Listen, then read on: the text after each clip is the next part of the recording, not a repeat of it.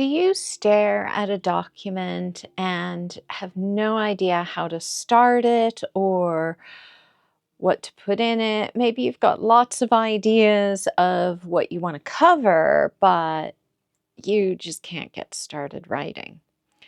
Well, let's see how AI can help you to be unblocked.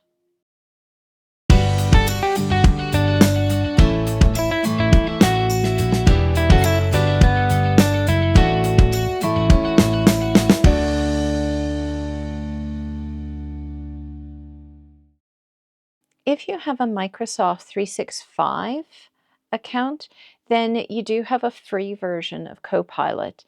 It's not integrated in the different applications, but it does work with them really well. If you have a document that you need to create, maybe it's a report, maybe something else, you can have Copilot to help get you started. I'm going to say it helps you with a draft because you should really read it over and look at it. Normally, when I've been sent documents, when I've been working on projects with other people, and somebody sent me a report, I can tell if an AI has created it and the person didn't bother to even look at it, because especially when it's on my subject matter, I'm like, half of that's really wrong. So you do want to take a look at it and you want to give it as much guidance as possible.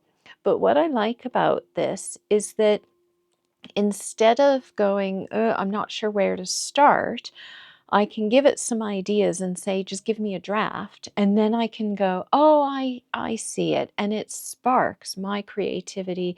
And then I can edit it and change it after.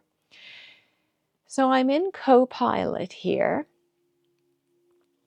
And I would just go into the message Copilot. And you can click on this plus if you want to say add an agent, etc. If you're not sure about what these are, do put that in the comment. I may have a video that can explain that.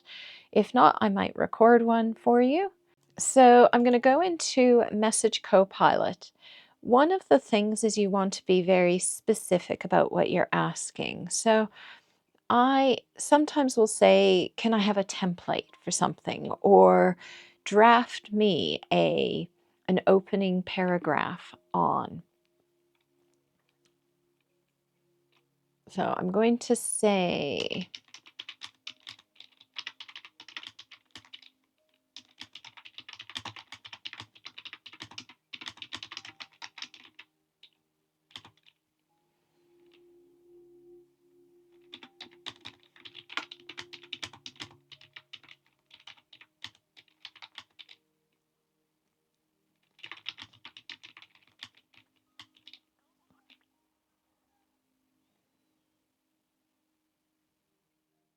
now this is not my whole prompt. I've only written part of it at the moment.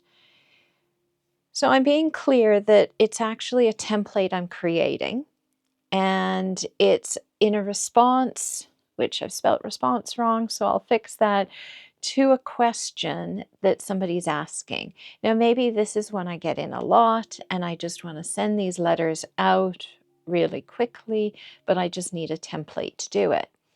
Then I'm going to add more information in so that it knows what to do, because otherwise it's just going to give me something quite generic. The more information you give it, the better. So if you have maybe a product list, you can upload that. And you have in this little plus that you can add work content, you can upload images, files, etc. So in this case, because this is just a generic one, I'm using it as an example, I don't have anything to upload, but I do want to specify more. So one thing I do is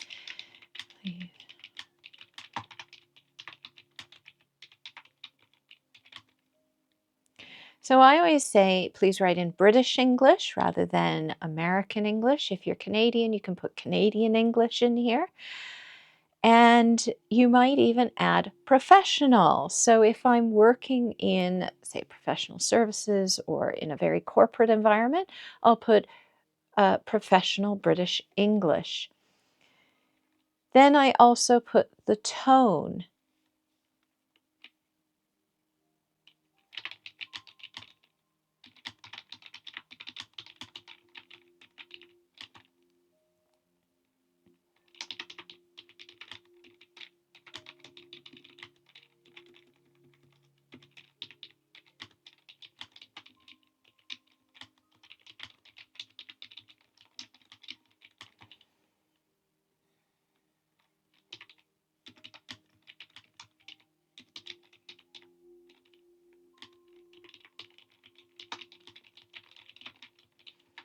So in this part, I've added in that it is a business to consumer. So you have a B2B and a B2C type business, business to business, and business to consumer.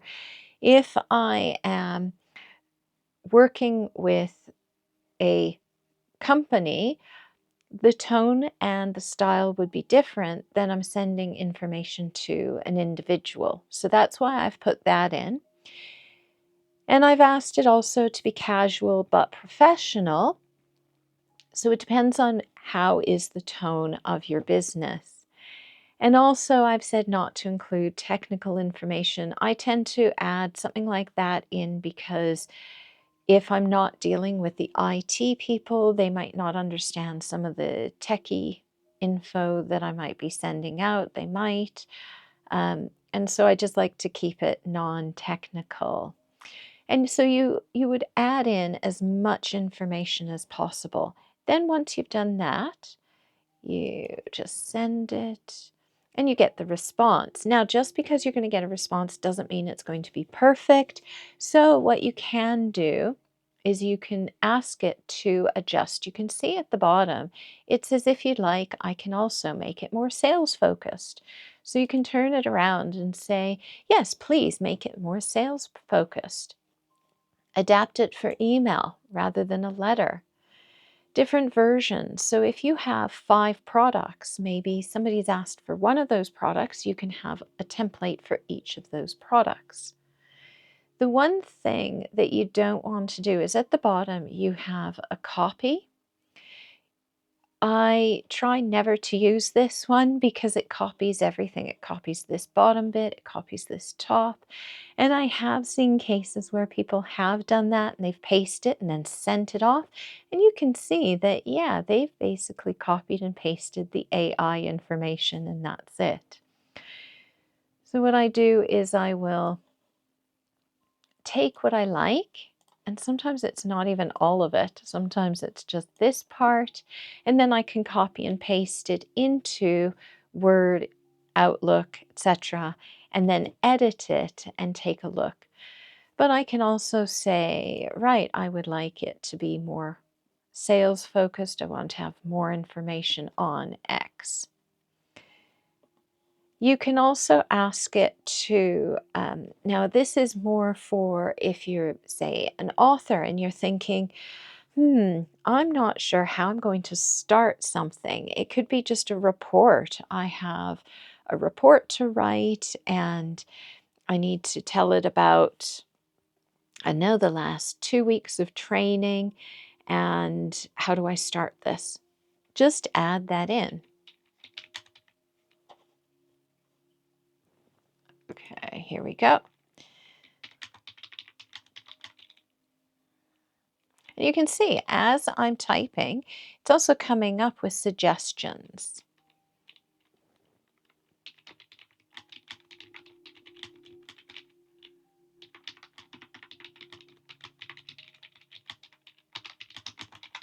Now in this, I would then explain what the training was, etc., and who is going to read this report. Is it the finance team because it was finance training? Is it the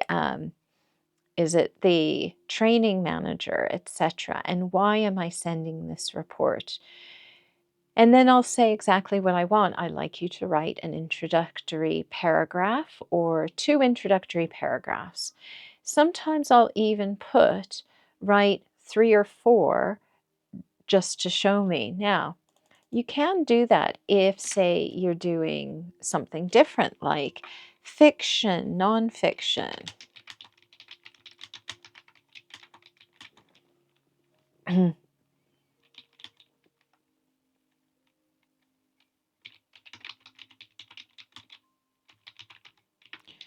then in this case, I would actually put in who the historical figure is. I'm just going to make this up and say it's Henry VIII.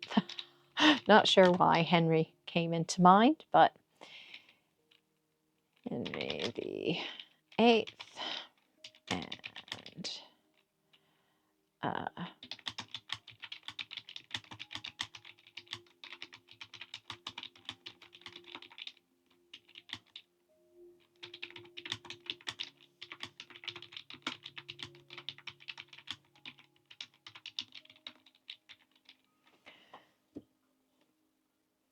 and actually I'm going to even say 8th childhood. There we go. So in this case, I've asked it to give me 5 different opening paragraphs, only because maybe I have a block, a mental block, etc. And if you were going to, so I'm not actually writing this book, but say I was, I would have already have done research, and I probably would have had an idea in mind about what the focus of the book was about.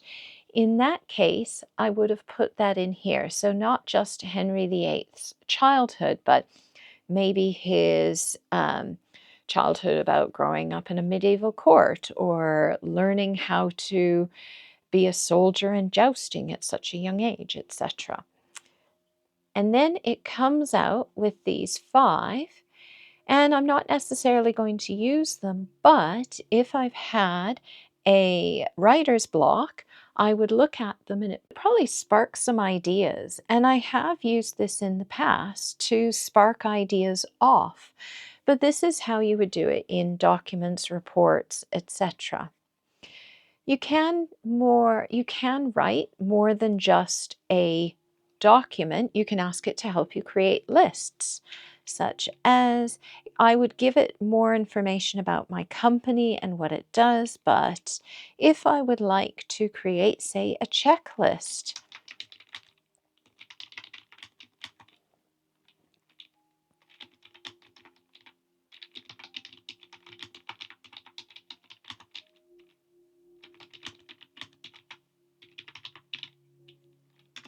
there we go. Now I haven't given it any information here. It doesn't know what my company does, who my clients are. It doesn't know anything. So this is giving me extremely generic information. So you can see how, yes, it's created a document for me, and I might be able to use it, but I probably have to tweak it. And here it's saying specific industry or project. Do you want it to turn it into a printable checklist, etc.? So it's giving you a lot of information, but the more information you can add into the prompt, the better the reply will be and the less editing you'll have to do. If you've used AI to create, and specifically Copilot, to create documents, please do put any tips down in the comments. And if you found this video useful, helpful, or interesting, then do click on that thumbs up. It does help me a lot. If you'd like to see more of my videos, then subscribe to the channel. Thank you so much and have a fantastic day. Bye for now.